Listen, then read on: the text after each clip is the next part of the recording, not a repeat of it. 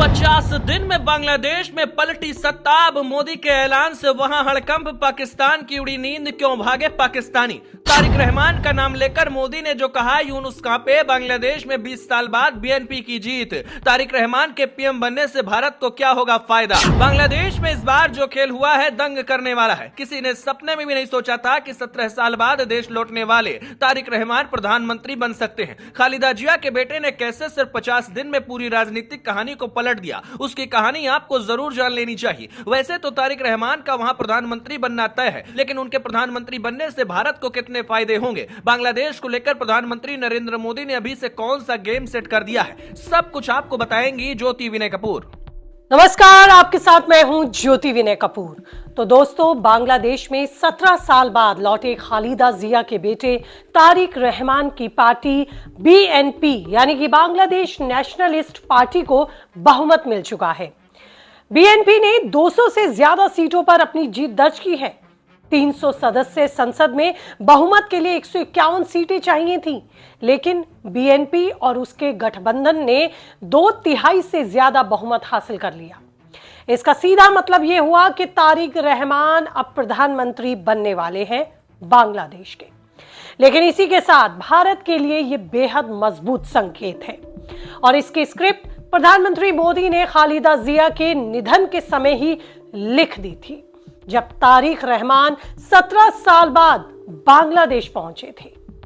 आप भी जानते हैं कि एक समय तारिक रहमान को देश छोड़कर भागना पड़ा था। 17 साल बाद उनकी बांग्लादेश में वापसी हुई, वो भी आज से महज 50 दिन पहले। तारिक रहमान 25 सितंबर 2025 को 17 साल बाद बांग्लादेश लौटे।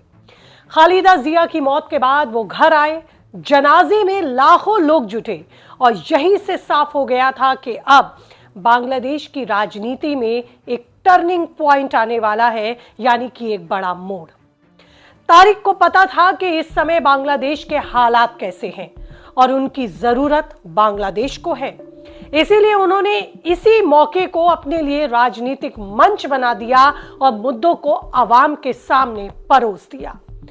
तारिक ने चुनाव कैंपेन में जोर शोर से clean politics, rule of law और इकोनॉमिक रिवाइवल का नारा दिया। छात्र आंदोलन के बाद शेख हसीना के जाने से जो वैक्यूम बना, उसमें बीएनपी के लिए कमाल का काम किया।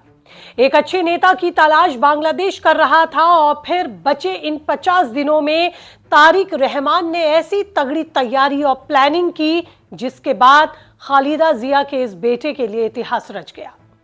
अब 14 फरवरी को शपथ ग्रहण संभव है। ये 20 साल बाद बीएनपी की सत्ता में वापसी है और यूनुस की अंतरिम सरकार अब खत्म। इसी बीच भारत ने भी अपनी एक नई स्क्रिप्ट तैयार कर ली है। राजनीतिक और रणनीतिक स्तर पर प्रधानमंत्री नरेंद्र मोदी ने बड़े ऐलान किए। उन्होंने कहा कि भारत बांग्लादेश के साथ खड़ा है, हर मोड़ पर साथ देने को तैयार है।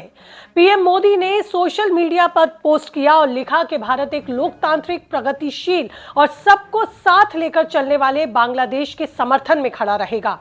मैं हमारे कई तरह के रिश्तों को मजबूत करने और हमारे साझा विकास लक्ष्य को आगे बढ़ाने के लिए आपके साथ काम करने का इंतजार कर रहा हूं। प्रधानमंत्री नरेंद्र मोदी का एडवांस में दिया गया ये बयान बांग्लादेश में बन रही नई सरकार के लिए विकास और प्रगति की बड़ी उम्मीद है और पाकिस्तान के लिए करारा झटका, क्योंकि पाकिस्तान जो चाह रहा था बांग्लादेश में, जिस तरह के माहौल वो बना रहा था बांग्लादेश में, पाकिस्तान की शह पर जो कुछ उसके इरादे थे वो कामयाब नहीं हुए। प्रधानमंत्री नरेंद्र मोदी ने जब बधाई दी तो वहां से भी शुक्रिया का मैसेज आया, जो बता रहा है कि बांग्लादेश एक नई कहानी लिखने के लिए तैयार है।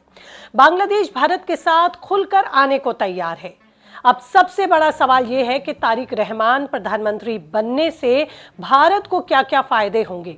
तो देखिए, तारिक रहमान बांग्लादेश के लिए प्रगतिशील सोच के साथ आए हैं और वो जानते हैं कि इस सोच को पूरा करने के लिए उन्हें भारत की जरूरत पड़ेगी। शेख हसीना के समय भारत बांग्लादेश के रिश्ते एक गोल्डन अपॉर्चुनिटी की तरह थे। ट्रेड बढ़ रहा था, बॉर्डर सिक्योरिटी मजबूत थी, एंटी टेरर कॉर्पोरेशन पर दोनों देश मिलकर आगे बढ़ रहे थे। लेकिन वहीं यूनुस के आते ही सब कुछ गड़बड़ हो गया। तारिक और बीएनपी ने हमेशा भारत के साथ अच्छे रिश्ते चलाने के संकेत भी दिए। बीएनपी का मैनिफेस्टो में बॉर्डर टेंशन रोकने, हिंदू अल्पसंख्यकों की सुरक्षा को मजबूत करने और साथ ही ट्रेड को बढ़ावा देने जैसे वादे मौजूद हैं। अगर तारिक प्रधानमंत्री बनते हैं तो बॉर्डर पर शांति आएगी, हिंदू समुदाय सुरक्षित महसूस करेगा। ट्रेड की अगर बात करें तो टेक्सटाइल, एनर्जी जैसे सेक्टर्स मजबूत होंगे। नॉर्थ ईस्ट इंडिया को सिक्योरिटी मिलेगी और पाकिस्तान चीन का प्रभाव कम होगा। यह भारत के लिए एक बड़ी स्ट्रेटेजिक जीत मानी जाएगी। लेकिन जो लोग नासमझ हैं वो जान लें कि ये पूरी कहानी सिर्फ 50 दिनों के भीतर ही तय हुई, जब प्रधानमंत्री नरेंद्र मोदी ने खालिदा जिया के निधन पर तारिक रहमान को शोक जताया। भारत बांग्लादेश के साथ नई शुरुआत के संकेत दिए। प्रधानमंत्री के ग्रीन सिग्नल के बाद बांग्लादेश भी इसके लिए तैयार दिखा और अब यह माना जा रहा है कि तारिक रहमान के प्रधानमंत्री बनने के साथ ही प्रधानमंत्री नरेंद्र मोदी का ये संकेत और ये मैसेज बांग्लादेश के लिए एक शुभ संकेत साबित हो सकता है, जिसकी पूरी इबादत तारिक रहमान ने महज 50 दिनों के भीतर ही लिख दी, जो कि ये 50 दिन बांग्लादेश के लिए भी एक बड़े टर्निंग पॉइंट साबित हुए, जिसका इंतजार खुद बांग्लादेश की आवाम कर रही थी। वो आवाम जो प्रगतिशील और विकासशील सोच वाली है। आपकी इस पर क्या राय है? कीजिए कमेंट, रहेगा मुझे इंतजार। फिलहाल नए तथ्यों के साथ नई रिपोर्ट लेकर जल्द होंगी आपसे रूबरू। तब तक रखिए अपना ख्याल। नमस्ते।